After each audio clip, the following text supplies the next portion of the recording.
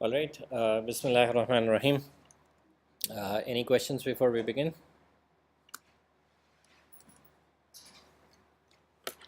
Um, so this is where we were last time.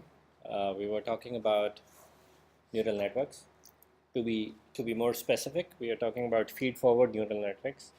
These are neural networks that do not have a loop in them.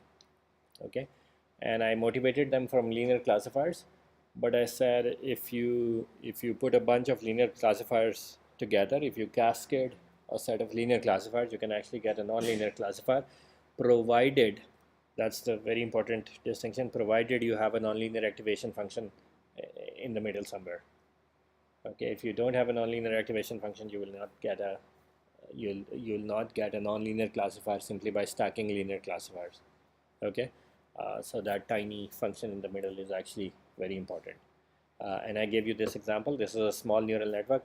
I chose some weights at random, and for these weights, this is the decision boundary in 2 dimensions that I get, because I have a 2-dimensional input. So as a function of that input, I can actually plot the decision boundary. Now in reality, we are dealing with very high dimensional networks. I mean, the input is very high dimensional in the beginning, and like you saw the example of CFAR images, which are actually tiny 32 by 32 images. Even in that case, the feature space is 3072 dimensional. It's a very large vector, and think about your large images, so it's actually a very large feature dimension. And then the network itself is also has a lot of layers and a lot of neurons in each layer, a lot of nodes in each layer, so your decision boundaries can be highly nonlinear. Okay, so the critical question, and really the big sort of deal in neural networks, the interesting thing is, how do you determine the weights? Because first understand that this is not a trivial problem, right? Because you create a network which has very high dimensions, so your unknowns, the weights, are also very the weight vector itself, the combined weights are also a lot of them. Okay, so which means you are trying to learn a decision boundary. I mean, it is just, I mean, there is nothing special to a neural network. It's just a discriminant learning approach, right? You are trying to learn a discriminant function. Now, so you are going to be optimizing some loss function j, and j is a function of what? The weights. Now, if you have a neural network with, let's say, 1,000,000 weights, which is not that odd, right?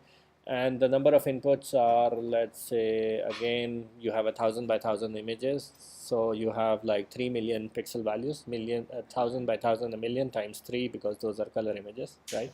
Let's say.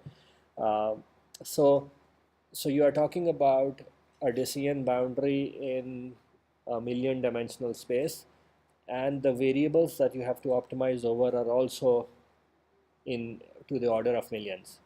Okay, so the curse of dimensionality is very, very important here, and it is not going to be easy uh, to learn a good set of weights here that minimize your loss, minimize your cost function. Okay, so that's what I want to say, that this is a tough problem. uh, that is the reason why people did not have very large dimensional neural networks to begin with. Well, one of the reasons was I mean, deep networks are just neural networks. There's not much special about them. There are a few things which are critical, but there is not much special about them compared to the older generation of neural networks. It's just that you have a lot of layers and a lot of neurons.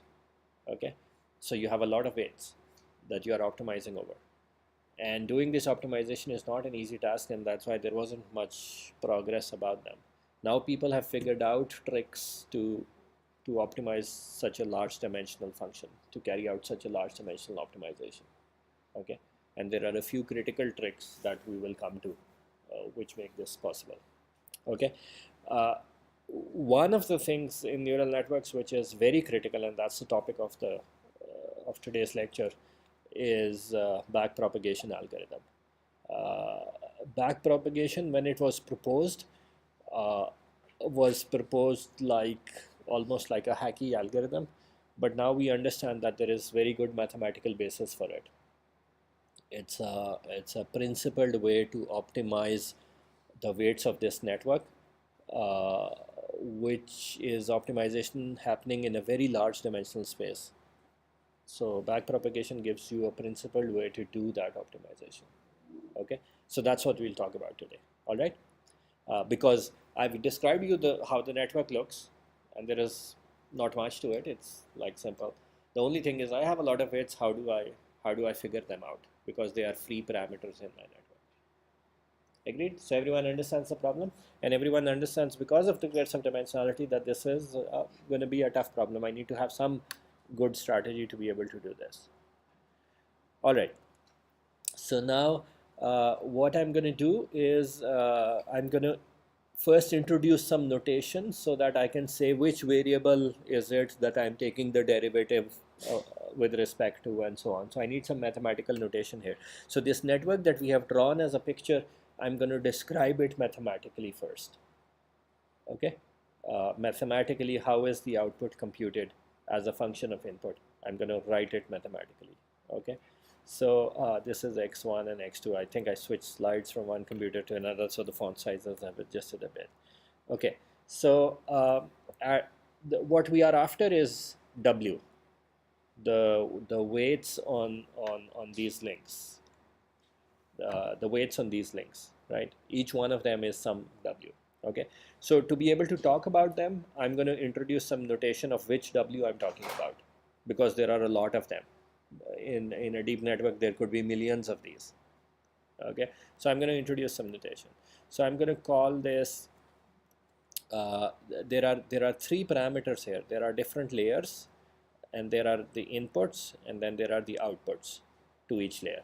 Okay, so the way I'll talk about this is I'll say W superscript L, okay, where L is the index of the layer. Okay, because there are W's in layer 1, and there are W's in layer 2, and there are W's in layer 3, and so on. So I'll say the superscript L denotes this W comes from which layer. Okay, and then there is a subscript I to it, which is in that layer which input does it connect to.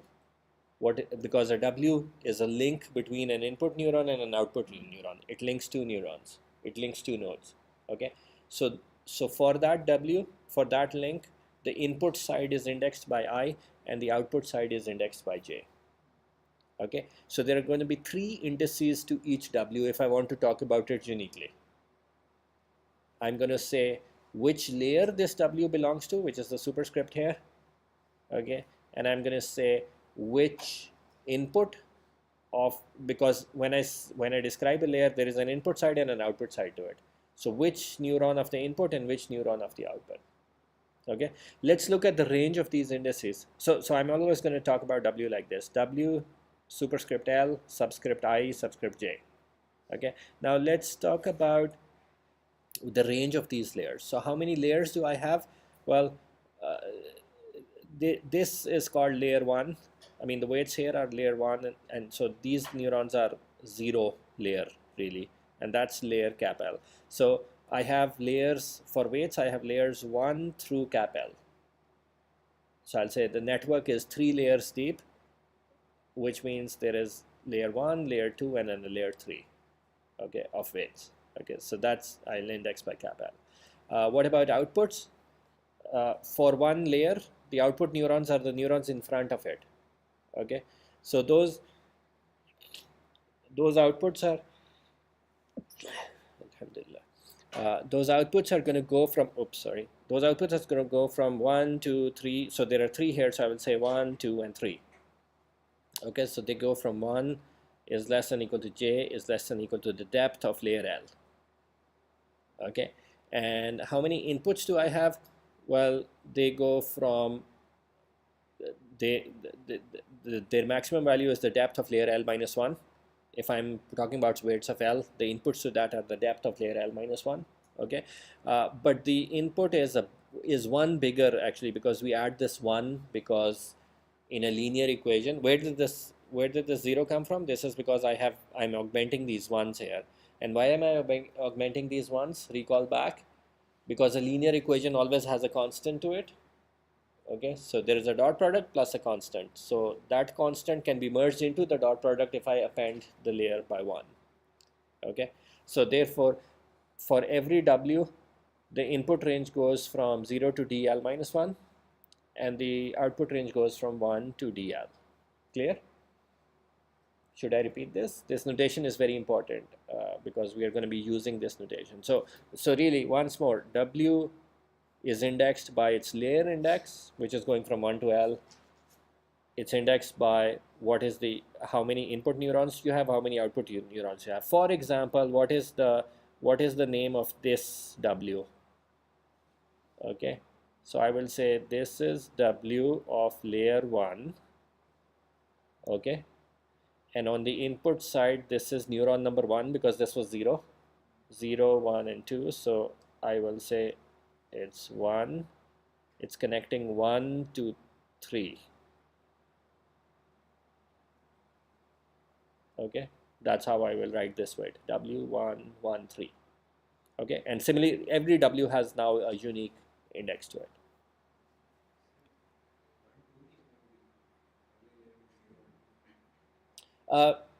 That's how we have defined this notation. When I talk about this W, I say these layers are from 1 to because the input was added here for the input layer, so we number that 0 here but not here. So that's how we have kind of listed it. But this is just a matter of notation. I could have described this notation slightly differently if I wanted to. Okay. All right. So with this notation, I can just uniquely give every W a name. Okay, and in general, a W is WLIJ. Okay, remember what was on the previous slide? I was writing W's as matrices.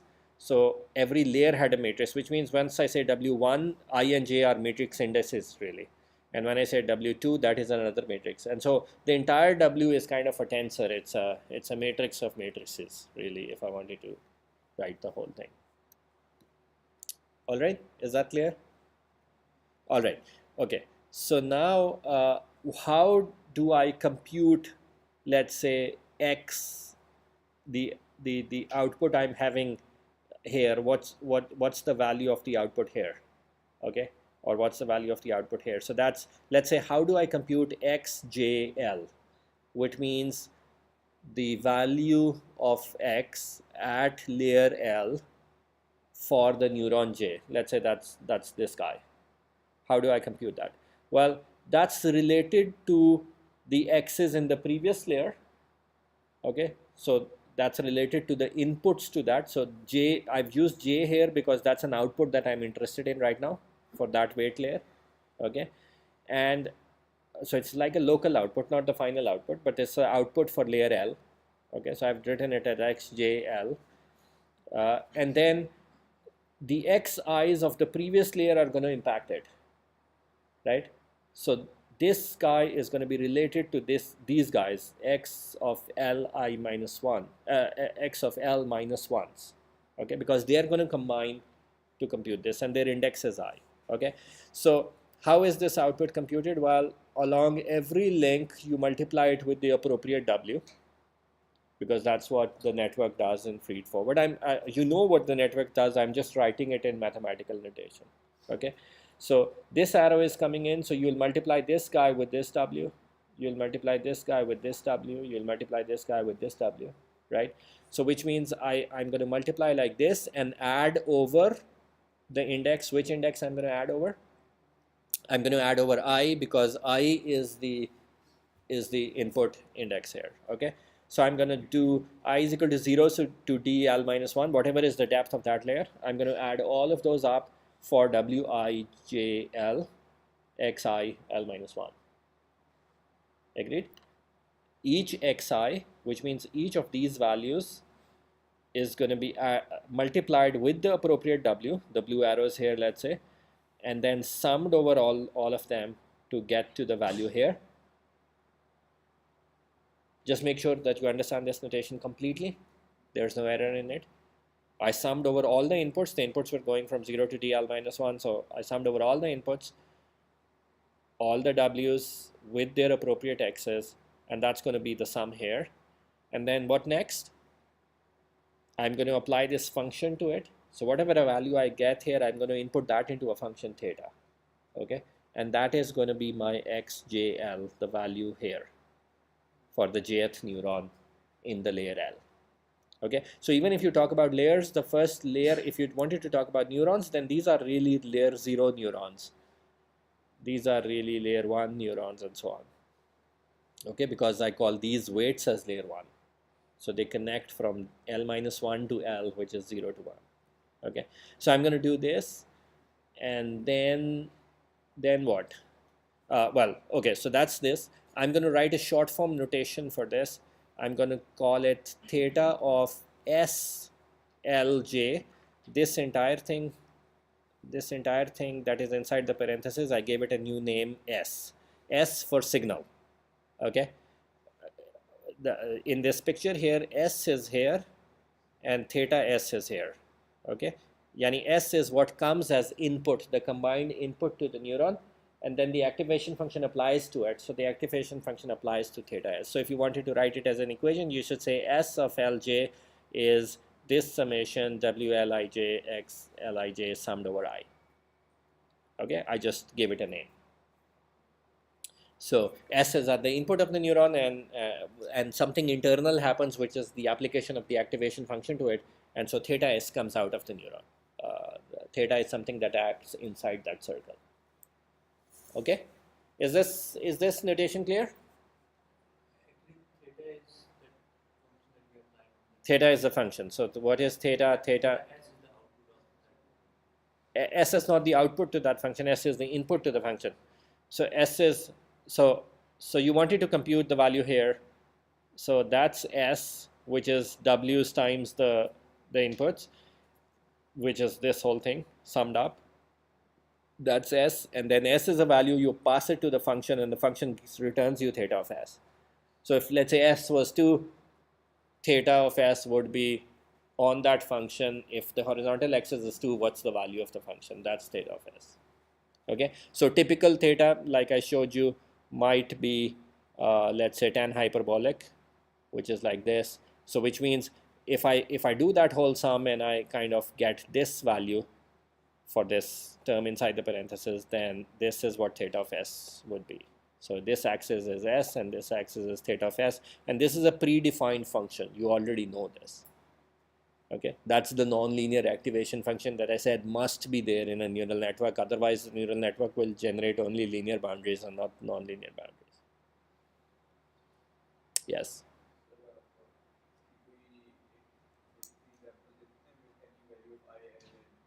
We did that on the previous slide, so I can go there.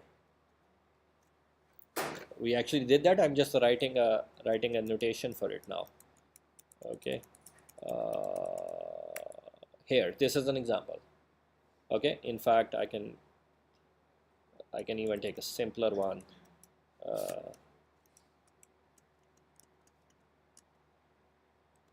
Where should I take a simpler example?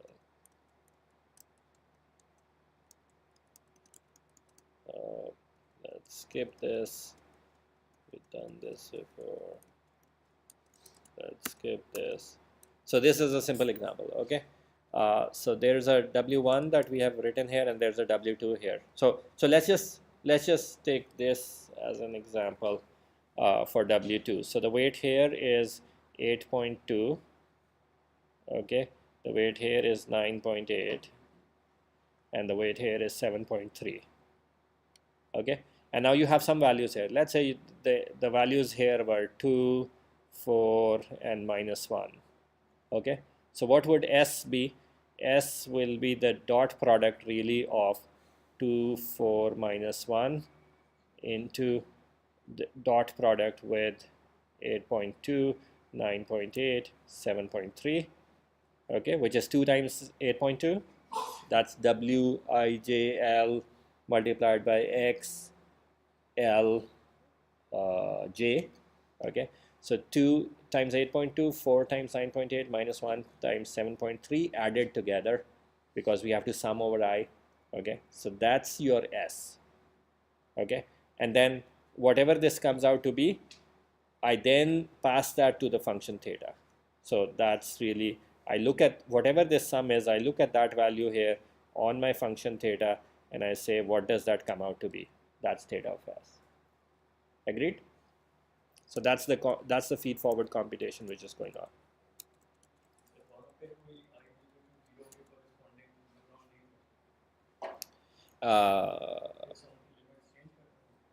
Say that again.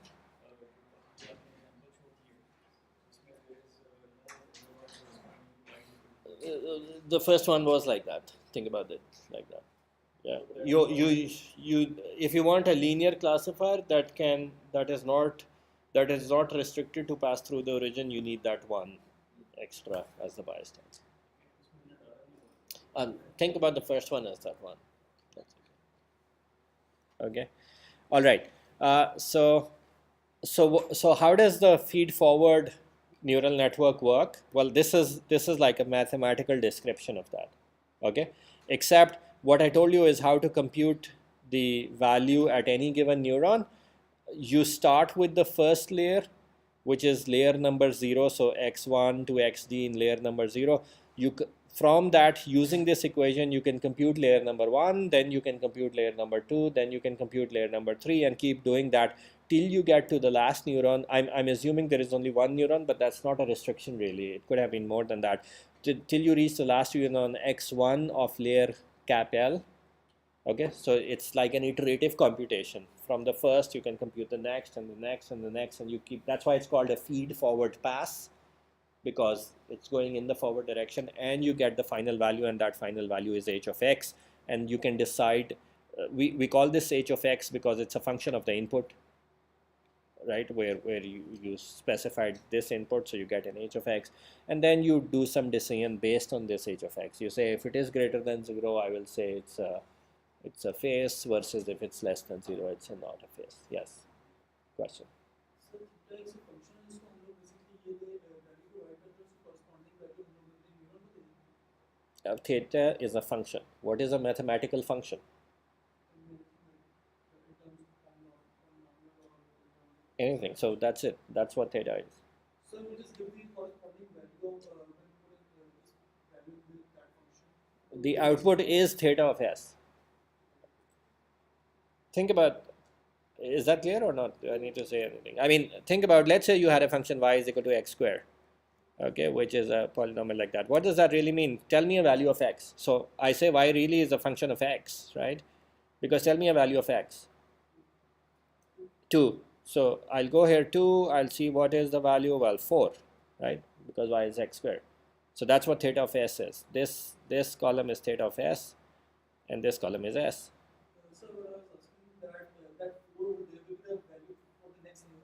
Yes, it will be x of j. So this is what x of j is, the value here. Okay, so this guy here is x j of layer L.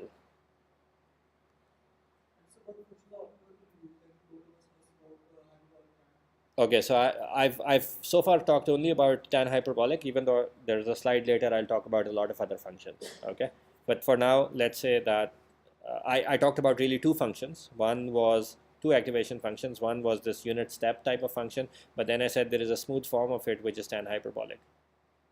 So assume that I'm using tan hyperbolic here for theta. Okay, for now, just fix that to tan hyperbolic. We will talk about other functions later.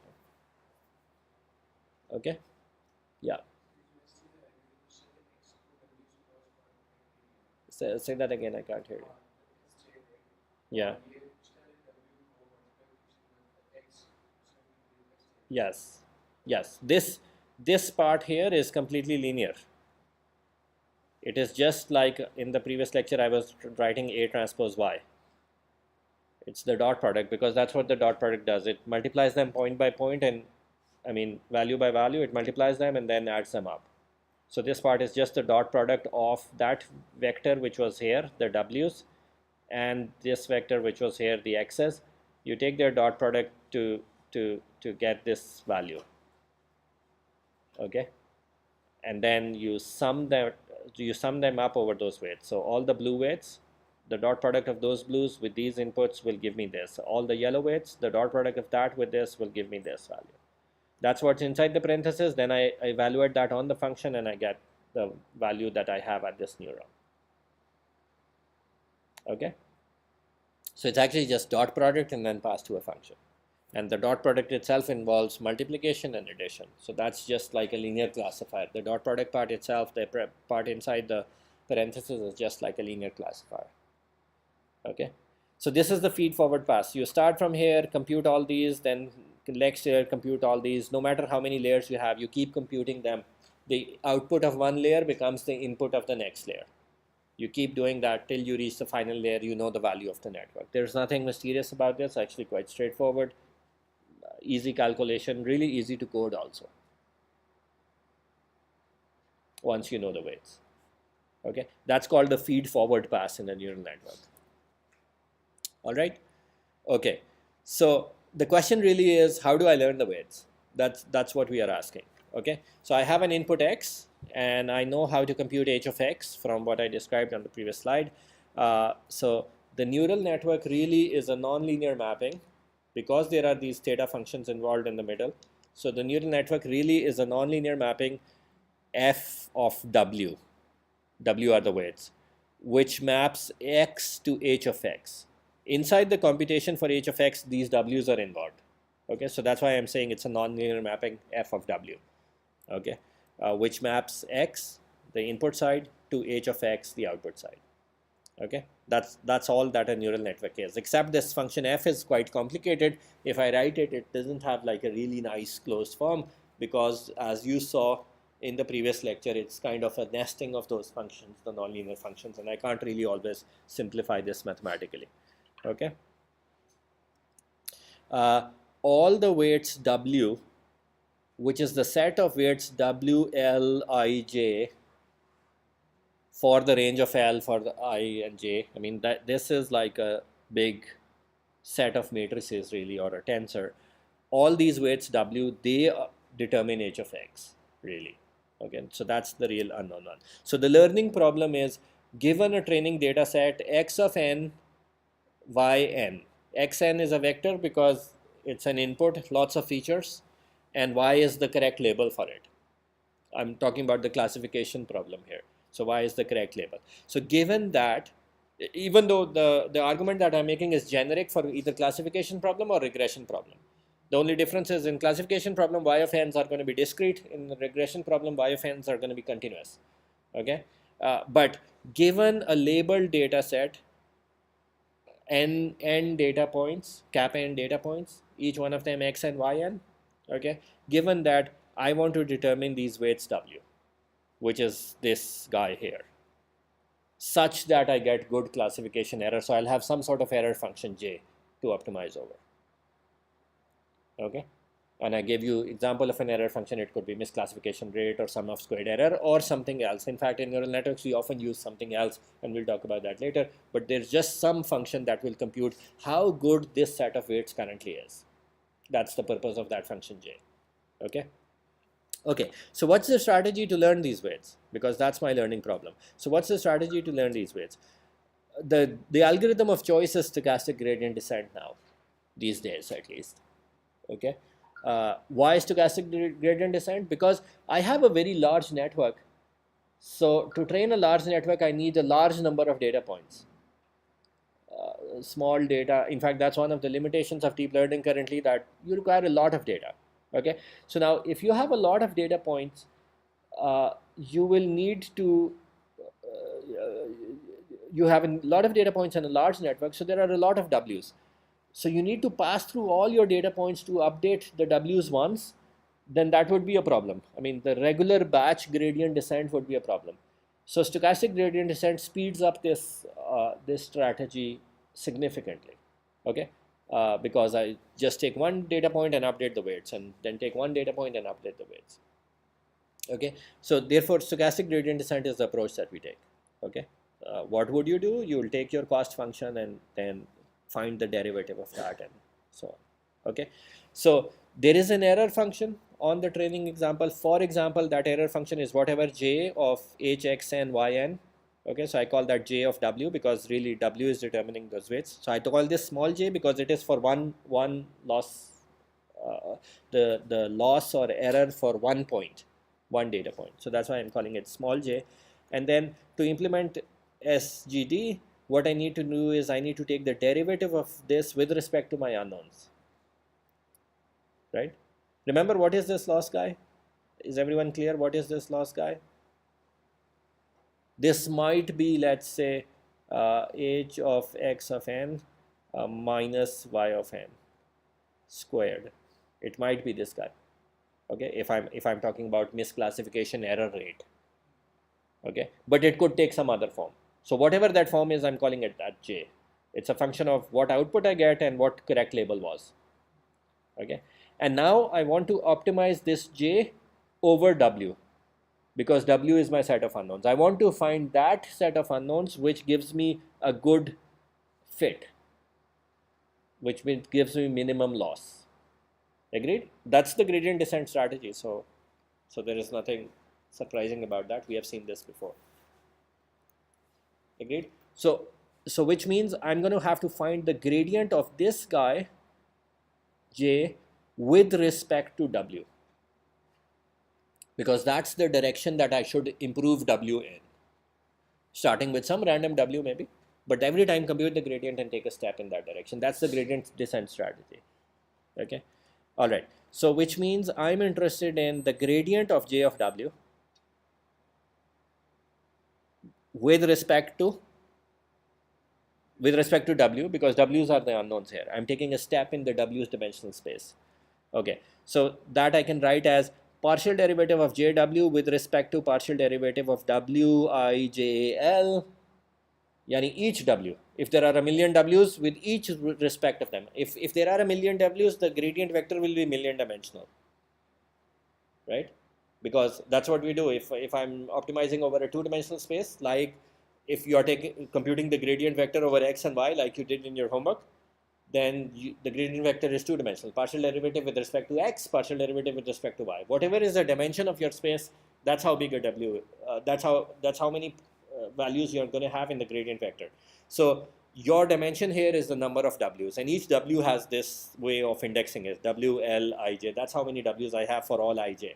So that means the gradient vector is going to be the derivative with respect to the first w, the derivative with respect to the second w, the derivative with respect to the third w. I'm just going to keep changing I, j, l for all their possible values, and that's how many gradients I will get.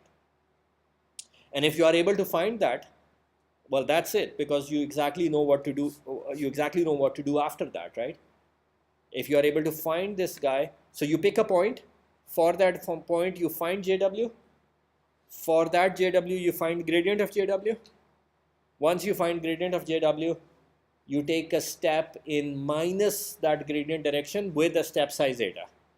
And so you say, so after this, once you find this guy, after this, the thing is very simple. You just say w new is gonna be w old minus eta times this gradient of jw, right?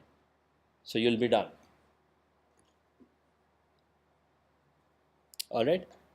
So really we are after this guy, which means really we are after these guys. That's all. We're really after these guys. All right. Okay.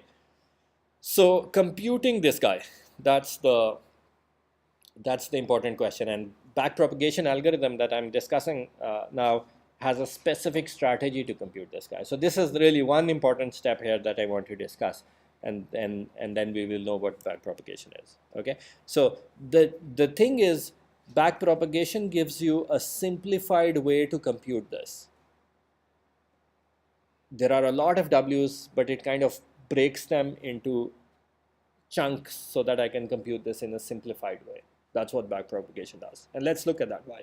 Okay, so all partial derivatives, partial jw by partial w with index l, I, j, can be computed one by one numerically or analytically. Okay, analytically becomes a problem because I don't have a nice analytical function. So actually analytically differentiating that is actually difficult, but numerically you can compute them one by one. Okay, and then the weights can be updated by this equation. That's the gradient descent strategy, the stochastic gradient descent strategy. I can update them by this equation. Okay, and I know how my W's relate.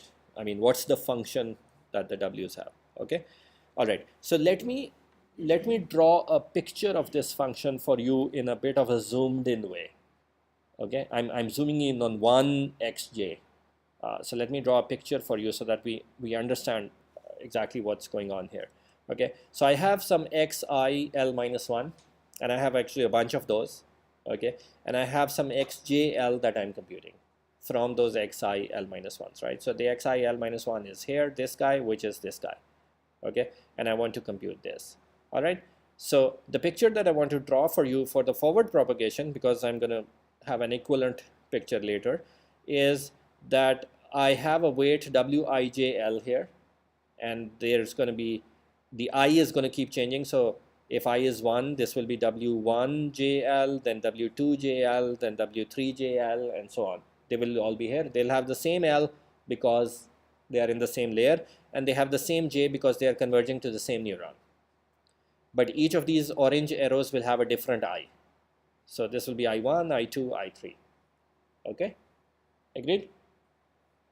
And then the sum of them will be this SJL here,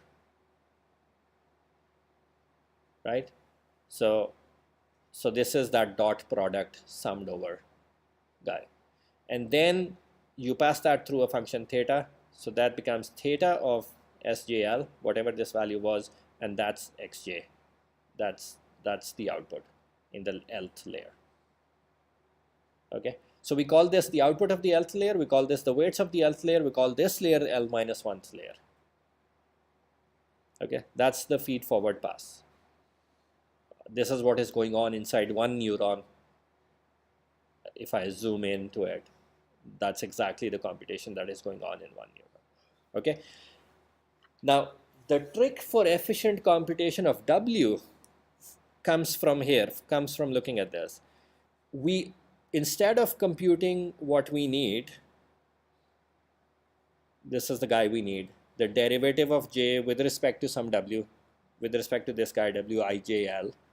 Instead of doing that, we apply the chain rule. We decompose it with the chain rule. Okay, what is chain rule? If you recall, let's say the derivative of f with respect to some variable x, let's say some variable s, can be equal to, if I have a two-dimensional space, okay, so and then the derivative of f with respect to x, the derivative of x with respect to s. Okay, if I have a one-dimensional space, this is what it is. If I have a two-dimensional space, I'll add the value with y to it also, and so on. Okay, so that's the chain rule. I mean, these guys kind of, you can think of them as canceling out, so I get this thing, even though that's not, it's not a mathematical cancel. I'm just passing that as a notation.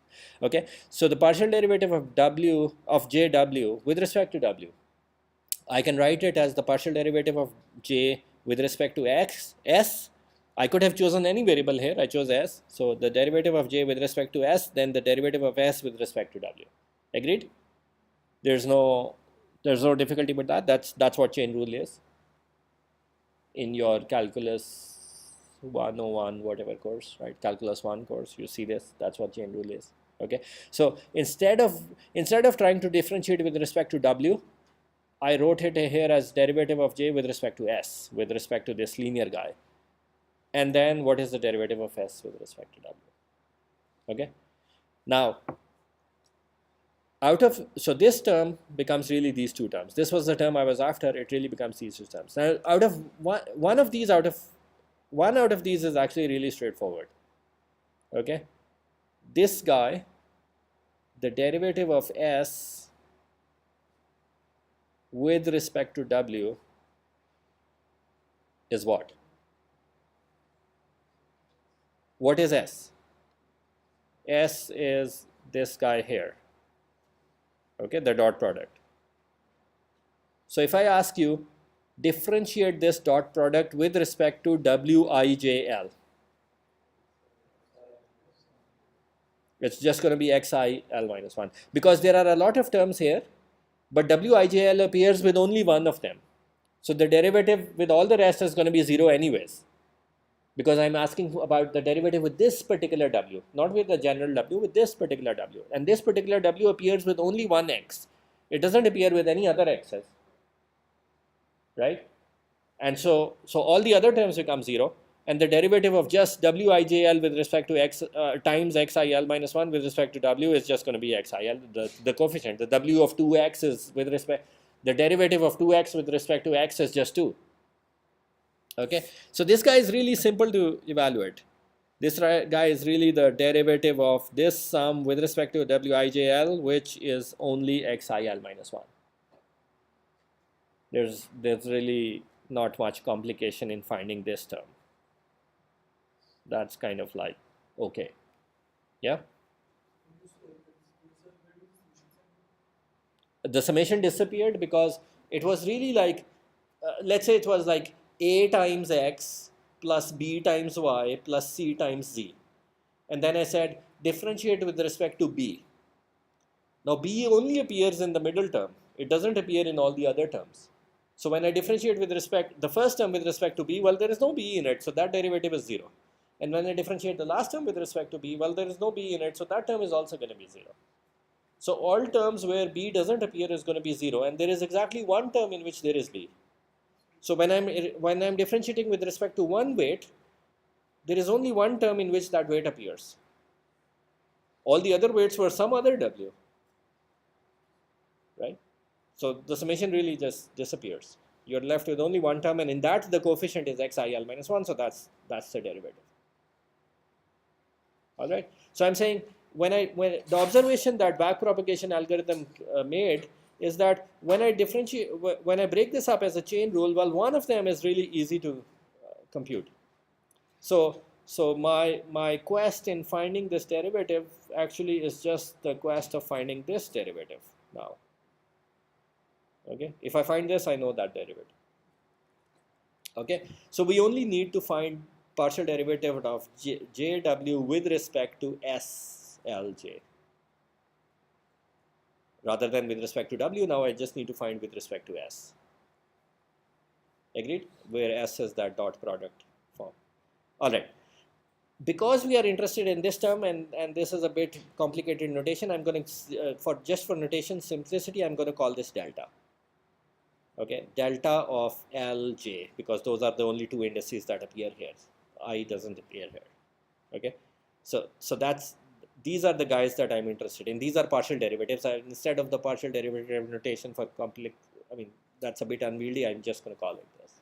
Okay, so now my whole quest of finding the derivative. So the story is this: I need to find the derivatives to apply this update. But this derivative is actually a combination of these two derivatives. And one of them I already know. So all I need to find is this guy. If I have a form of this guy that I have, I'll be done because I'll know how to do this update. Agreed? Everyone is okay with that? Any questions on this slide?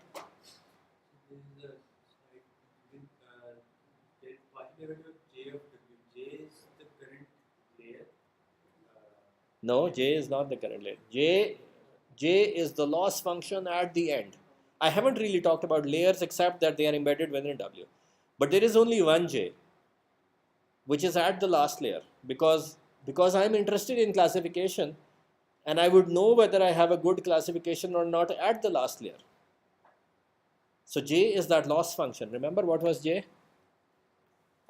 One form of J, I mean, J can have many different forms. It's a choice of what you want. But one form of J that we looked at before was h of x minus y for that point. I can call that point, well, I don't need to use I here, so n, okay, and then I just square this. That's error. Remember what was cap j? Cap j was the summation of this error over all points. But we said in stochastic gradient descent, I can only compute this. I don't need to sum over all points. So that's what j is. So in the network, it is not that you will have some intermediate value of j at every neuron. No, that's why I didn't draw a j in this picture. Okay, because in this notation, I mean, the j will be computed only at the last neuron. It won't be anywhere in the middle. right? Any other question on this slide? It's very important that we understand the story here. Absolutely clear? So, all right. So the task for finding a good set of weights is now the task of finding deltas, and these deltas really have an L to them and a J here.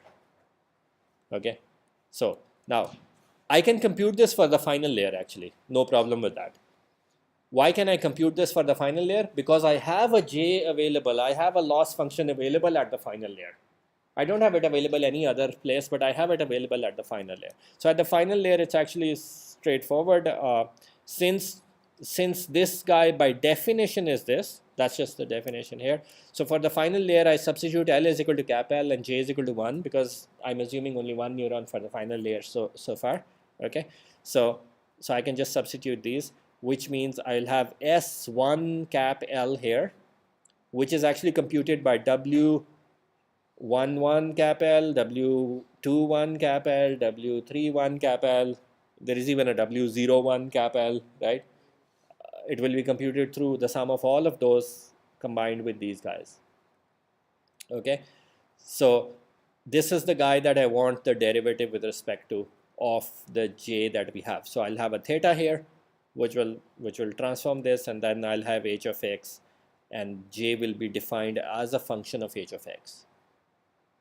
Okay, all right. So if I want to find this derivative, well, I can actually do this computation. It's a little bit unwieldy, but I can do this computation. First, I need to know what is J. Yani, how does H relate to J? Because J is now a function of h of x. Okay, so how does that relate to J? Let's say that relationship is this. JW is hxn minus yn square. Misclassification error rate squared. Okay. If y of n and this value are same, I will get 0, which is a good thing. If they are different, I'll get a high value. I need to change my weights to bring that value down. Okay, so that's J. I need to find the derivative with respect to S, but S is related to this J through this theta. So theta will have some form. So really x of n is really, h of x is really this guy. Okay, so that's what J is. And then x1 of L is really theta of S.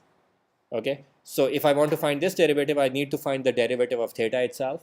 Okay, and theta has some form. If theta is tan hyperbolic, then the derivative of theta is this thing.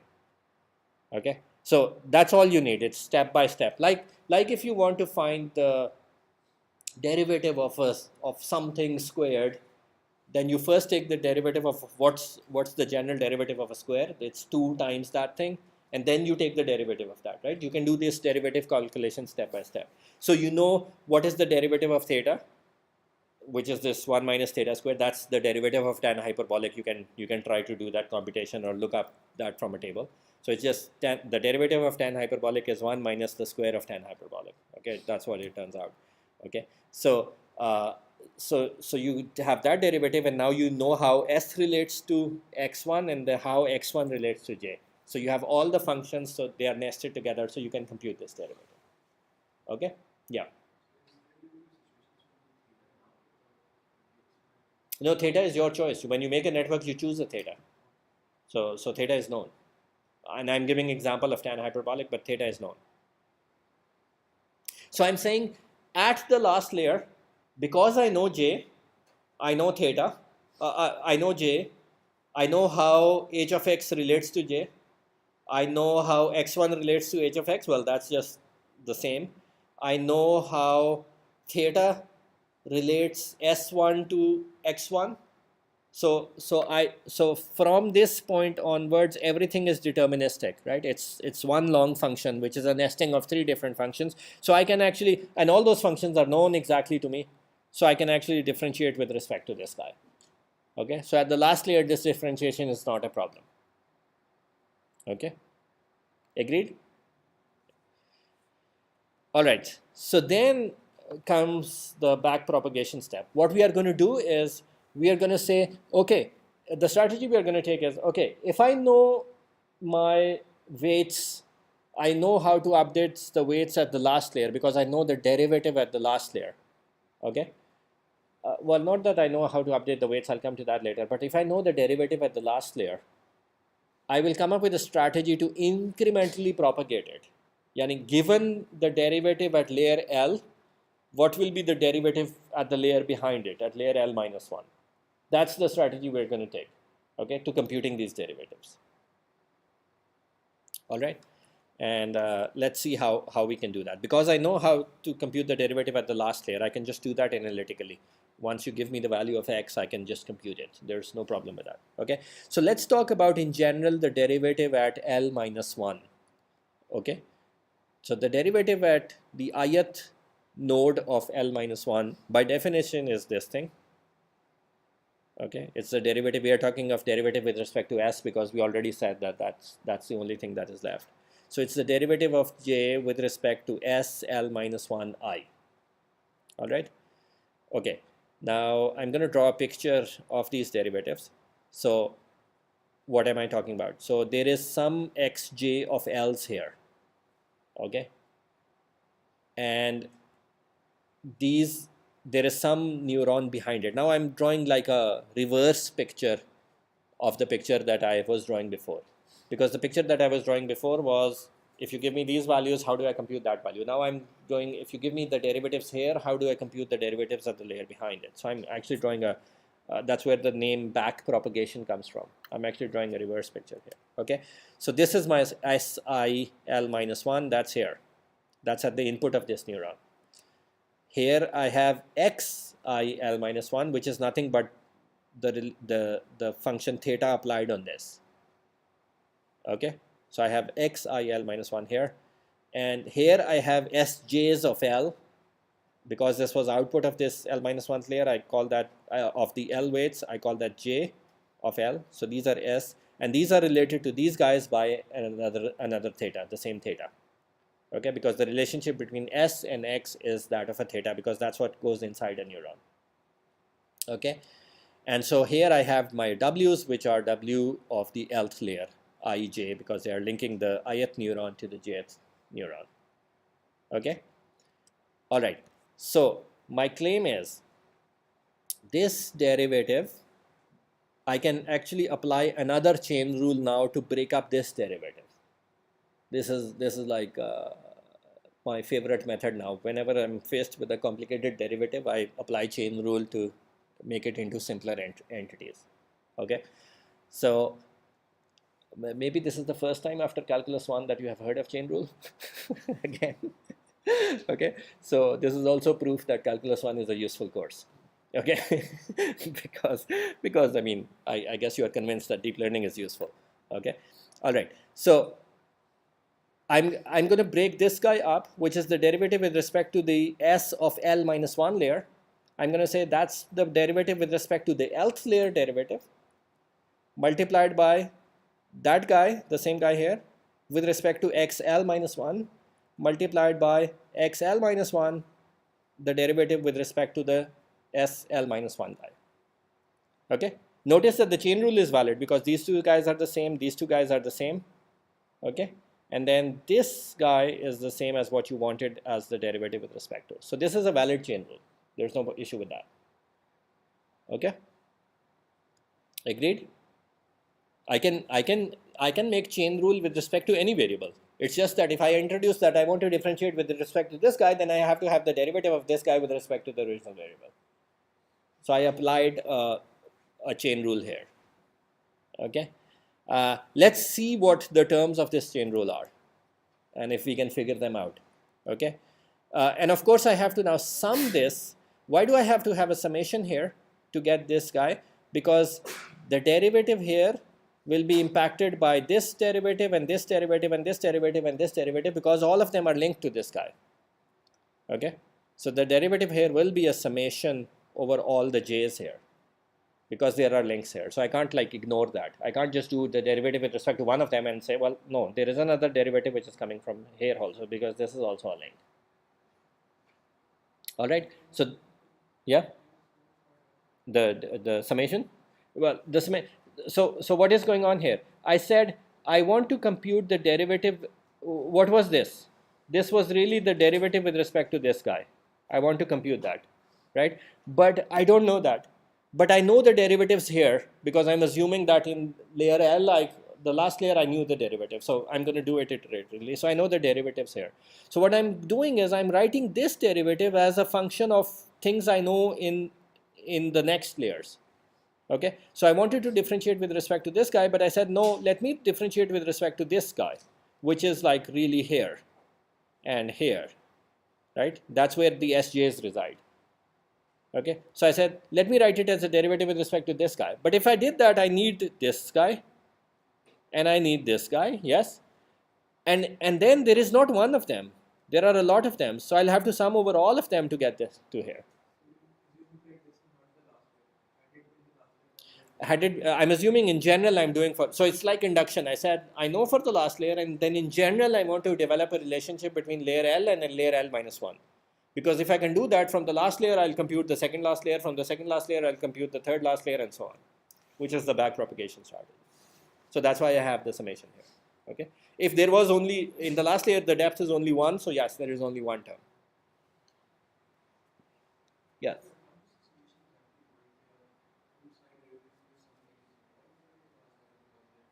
Louder, please. I can't hear you. Louder, please. I can't hear you. So how does the summation break for the construct of your derivative? Sum करके फिर इसमें derivative Yes, yes. Delta of I, L minus 1 is the summation of all these derivatives. Each derivative is computed by chain rule, okay? But because there are more SJs, I wanted to compute at one of the SIs, SI L minus 1. But in the jth layer, there are a lot of SJs. So I have to compute the derivative at all of those and add them up to get this one guy, because all of them are kind of sending their derivative this way. Okay, so this is actually not so different from how we were computing the feed forward pass. In the feed forward pass, all the neurons converge to one neuron, so I added them up. In this way, all of them might be linked backwards here, so I have to compute all of them, because all of those SJs are going to impact this SI that I have in L minus 1th layer. Okay, all right. So now let's look at, let me get rid of the mess that I've created by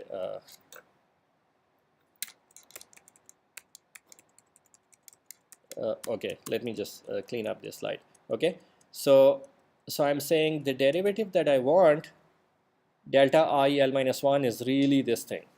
Okay, and then now let me look at these terms one by one to see whether I can compute them or not. Okay, all right. So the first one, this is going to be equal to the summation of, well, this guy is nothing but, I have a name for this guy. I don't know how to compute it, but I have a name for this guy.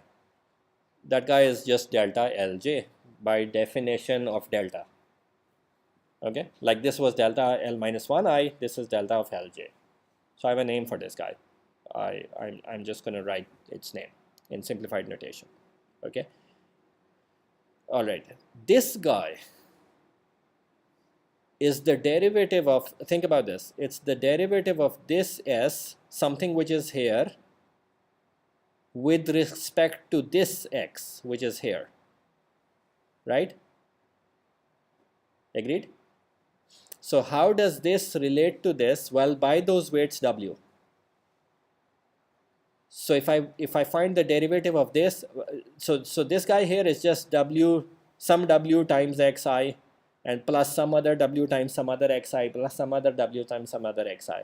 Okay, so if I ask what's the derivative of this guy with respect to this Xi, one of them, it's just going to be a product of W and Xi. So it's the same thing. If I ask you what's the derivative of 2x with respect to x, it's just going to be that 2, which is the weight,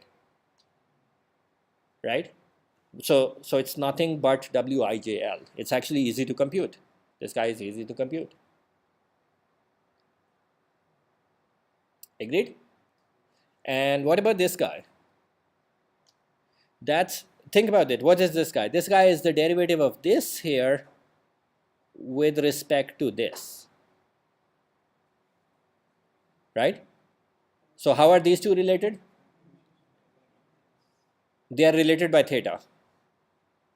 Whatever your theta function is. In this case, it's tan hyperbolic. So this guy is nothing but theta prime of SLi minus 1. Okay. So every time I do chain rule, I'm left with one thing that I don't know how to compute, right? Everything else I can compute. That's what I did on the previous slide also. When I did chain rule, one of the terms was very simple. The other one I did not know. In this case, I use chain rule to break it up into three. Two of them are very simple. They have analytical form. I can just calculate them. But one of them I don't know. Okay. So now the whole hunt is about this guy. Except now there is a very interesting thing. What I was after computing can be written as the same thing in the next layer. So now I have a relationship between the derivatives of layer L and the derivatives of layer L minus 1. Yani the only thing that I don't know in this expression to compute this is this guy, but this guy for the last layer I know. So if I know for the last layer, I can compute for the layer before it.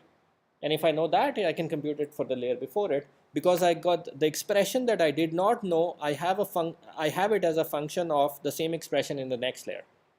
So if I know the first one, I can iteratively compute all the backward ones. Right? And so that's what backpropagation is. The derivative, the partial derivative with respect to S in layer L minus 1 for the ith neuron is a function of the partial derivative with respect to S in the layer L. I was after L minus 1, but in the layer L for the jth neuron multiplied by Wijl, because that's this guy here, multiplied by Wijl, summed over. Now notice I can remove this guy out of the summation because the summation was over j. The summation was over this layer and the output layer is indexed by j. So the summation was over j and there is no j in this. So I can move that out of the summation, which is really this function here. I mean, this is really this function. I expanded it out. That's actually what the derivative comes out to be. Okay, this really is theta prime, this whole term here. So I moved that out of the summation. So it's really just this product summed over j, all the neurons of the output layer. Now, this equation looks very similar to actually the feed-forward equation. Because in the feed-forward equation, what was going on? I did the dot product of the weights and the x's. I summed those up and then I multiplied them with some theta. I mean, I actually passed them to a function theta. This equation is like that, except it's in the opposite direction, one thing, because it's going from L to L minus 1. And it's a dot product of the weights and the derivatives summed over multiplied by some function. Okay, so this is the backpropagation of derivatives. The picture here is this: you have xj's in this layer. Here, because of the s's, you already know the delta j's in the layer L. Okay, you actually take all those delta j's, you multiply them with the appropriate w's, whichever is the w of that link, because these delta j's are coming on those links actually. Okay, so you multiply them with the w, add all of them up, multiply that result, whatever result you get here, you multiply that with this function, which is really the derivative of your activation function. So if you had a different activation function, there will be a different derivative here. Okay, so you multiply with the derivative of the activation function and that gives you the delta here. You can start from the last layer and continue all the way back to the first layer and you will get all the derivatives of weights that you need. What is this?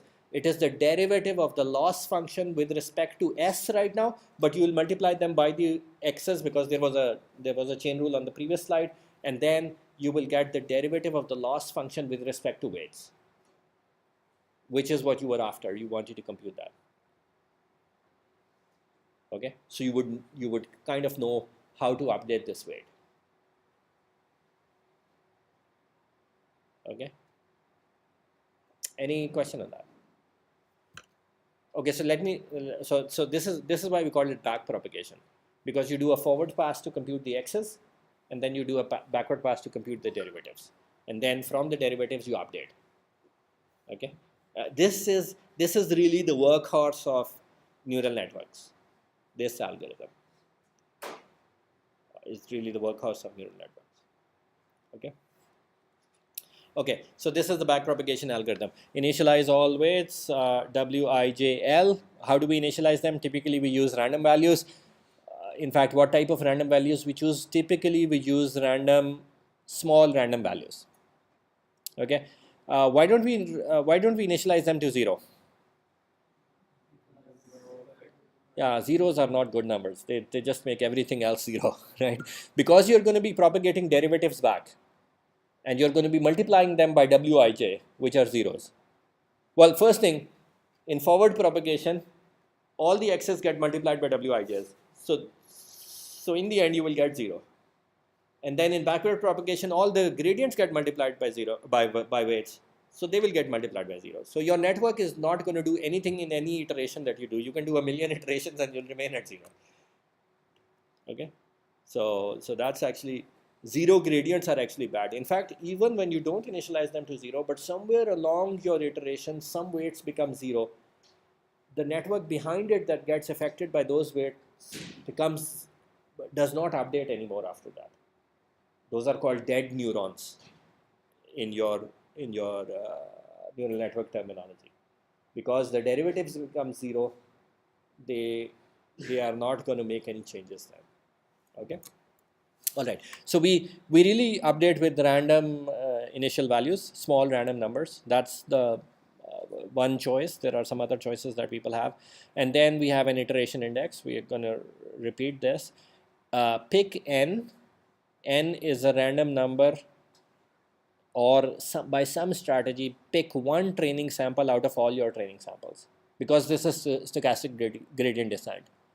Okay, so I'm going to pick one training sample. So I pick one training sample out of all these training samples, and I compute a forward pass. In forward pass, because I know my original input, and now I have an initialization of weights, I can compute the next layer and the next layer and the next layer. So I can compute all these xjls. Okay, I can compute all the x's all the way to the end. That's my forward pass. So I'll compute the forward. I pick a point. For that point as input, I compute the forward pass. Then I compute the backward pass. How do I compute the backward pass? Because I've computed all these things, for the last layer I compute the delta. Then for the layer before it I compute the delta. Then for the layer before it I compute the delta. Now to be able to do this, the forward pass and the backward pass, I have to have a choice of the activation function, which so far I've said is tan hyperbolic. Okay, and then I'm going to update the weights. Once I have the deltas, well, those are the gradients for the appropriate terms, and so my Wijl will just be the old Wijl minus eta times, well, I have two terms here. Why do I have two terms? Why not just delta? Because delta is the derivative with respect to s, but I wanted the derivative with respect to w. So there was another term in that chain rule, that was this guy.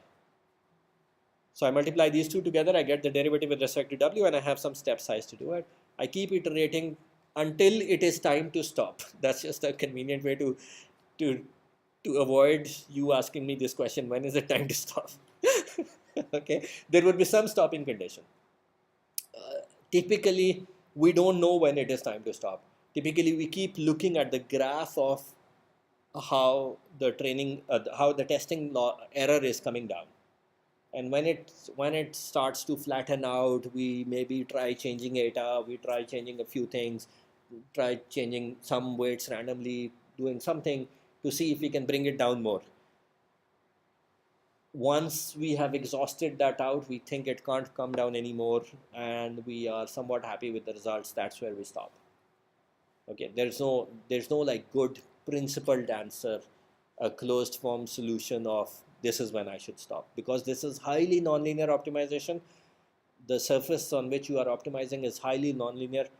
It's difficult to tell whether you have reached a global optimum of this or not. And this surface in a very high dimensional space, the space of features, the space of W's, is a very high dimensional space here. Okay. So once I figure out that, okay, often for us, I mean, the stopping comes from the fact that, okay, it has been 7 days and that's enough, right? so you kind of stop and start testing, is it good enough or not? Okay. Typically, this backprop This algorithm is the reason you need GPUs, right? Because typically this takes a very long time. You are doing stochastic gradient descent on such a high dimensional space with millions of data points in your training set, and millions of dimensions of those data points, and then millions of dimensions of the weights, which are more millions than the original dimension because you have a deep network. So you are carrying out a crazily large optimization, okay, and that's where NVIDIA makes money from. The forward pass, once the network is trained, the forward pass is not so expensive.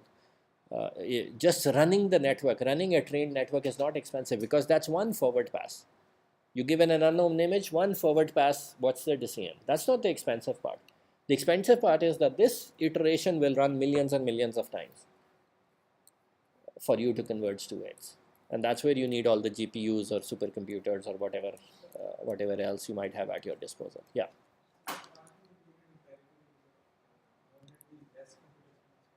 Yeah, good question. Can't we compute the whole thing empirically?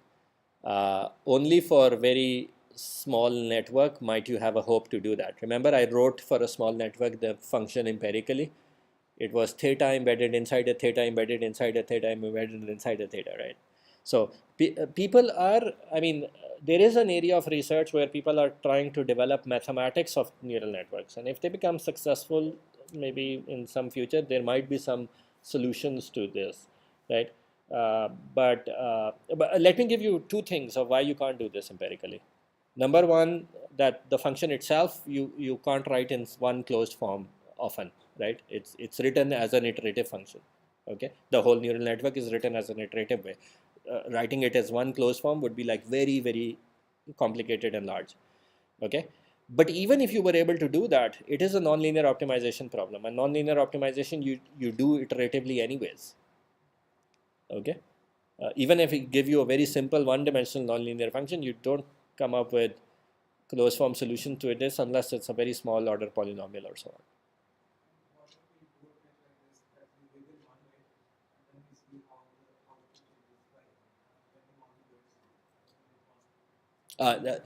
Okay, that is the way to compute the derivatives. That is the way to compute the derivatives of any function empirically, not analytically, but empirically. The empirical way to compute a derivative is to you have a 10-dimensional vector, okay, and you have some values for it, which is your data point. So what you do is you make a little bit of change in the first value, very minor one, and see how the loss changes, okay, and then you store that as the first derivative. The difference of the loss that happens, that's the first derivative. It's an approximation to the derivative because you made a small change. Really, you were required to do an infinitesimally small change, but you did a small change. So then you can do this again, then you can do this again, then you can do this again. So yes, you can compute the derivatives empirically. No, actually no. So the beauty of so even if you computed those empirically for the first point, okay, then you need to do that again, then you need to do that again, then you need to do that again to do the optimization, right? So these iterations are going to stay. What you are going to do inside the iteration will change, okay? But doing that for every weight vector, doing that together to come up with one derivative, instead of that, what we are doing here is we have broken that derivative computation into a set of local steps through the chain rule. So that's all we have done. That's the so in a sense, rather than worrying about I will take a step.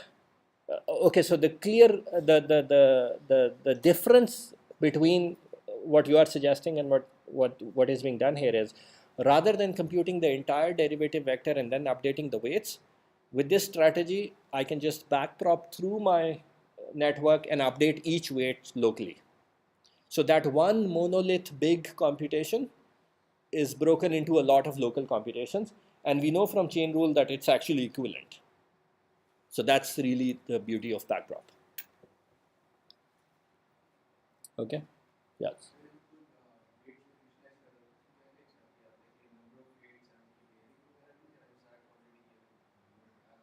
No, so once you define the network architecture, then how many weights you need is already defined. Okay, so the network architecture itself is a hyperparameter because how many layers do you want, how many neurons in each layer you want, I mean, those are design decisions.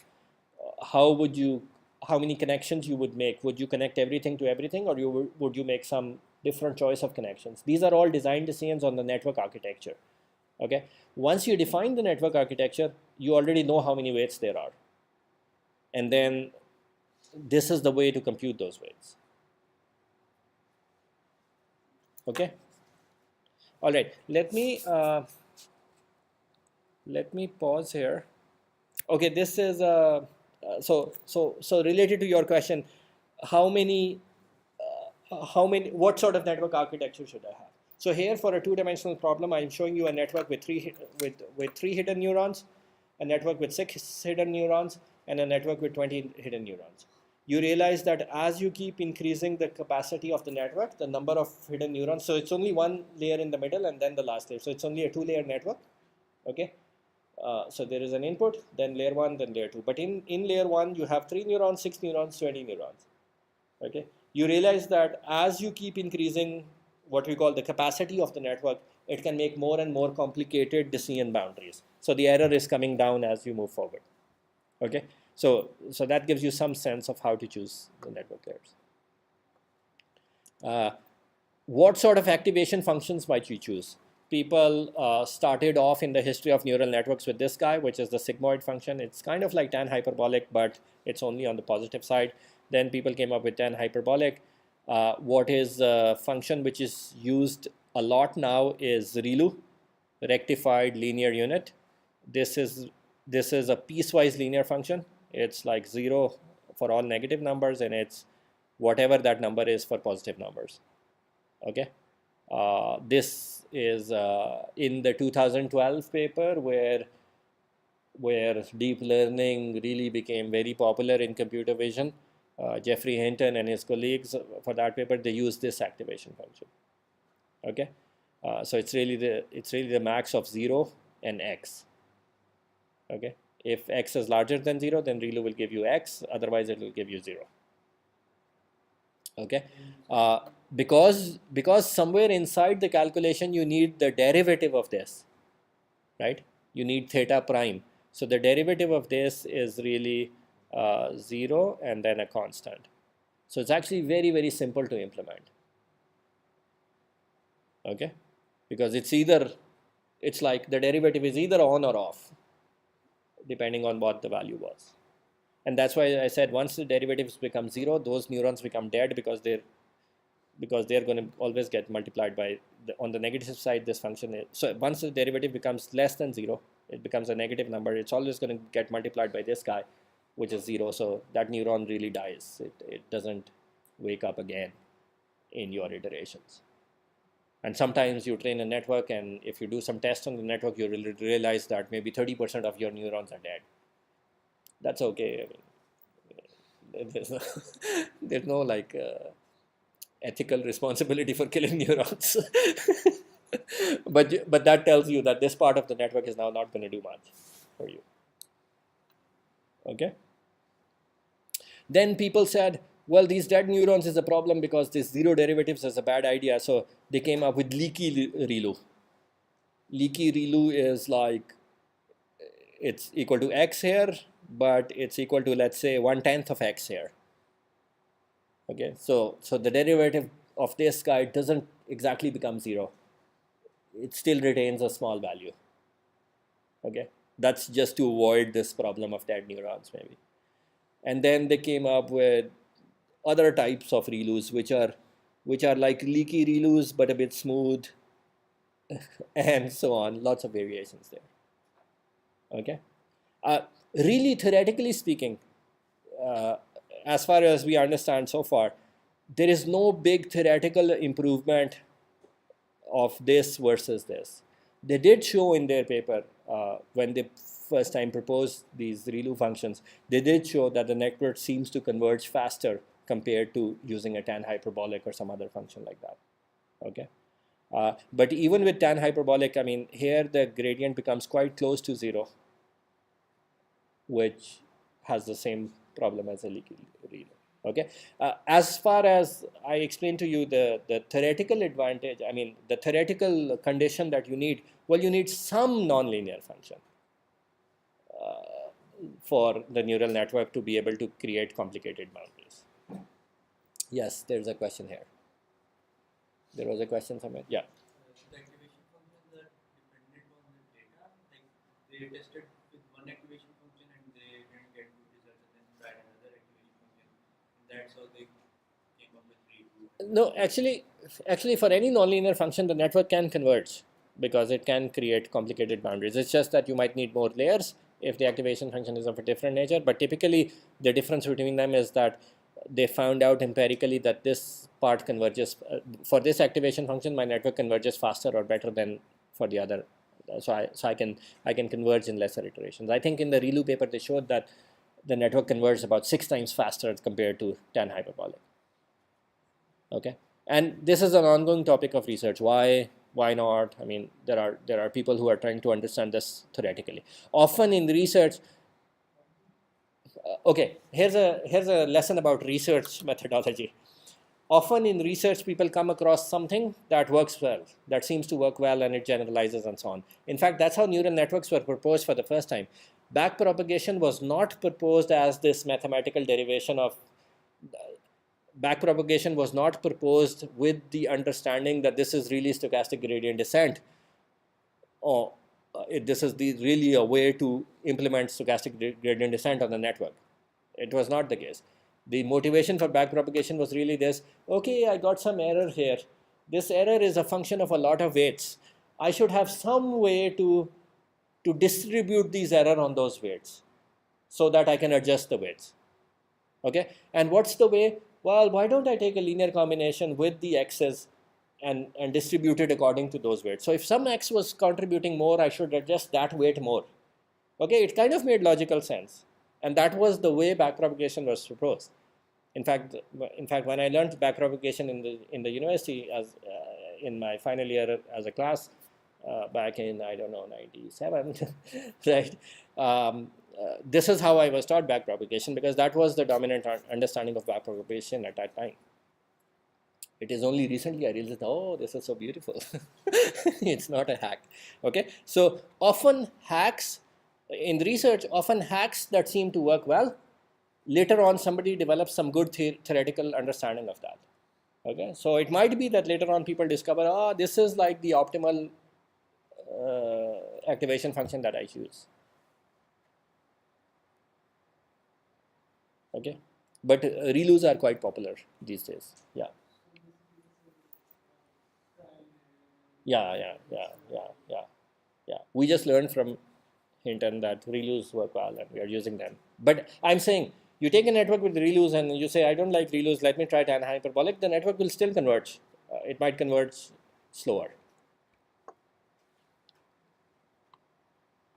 But it can still have similar capacity of generating nonlinear boundaries. Okay, any other question? So that's about it that you need to know about neural networks.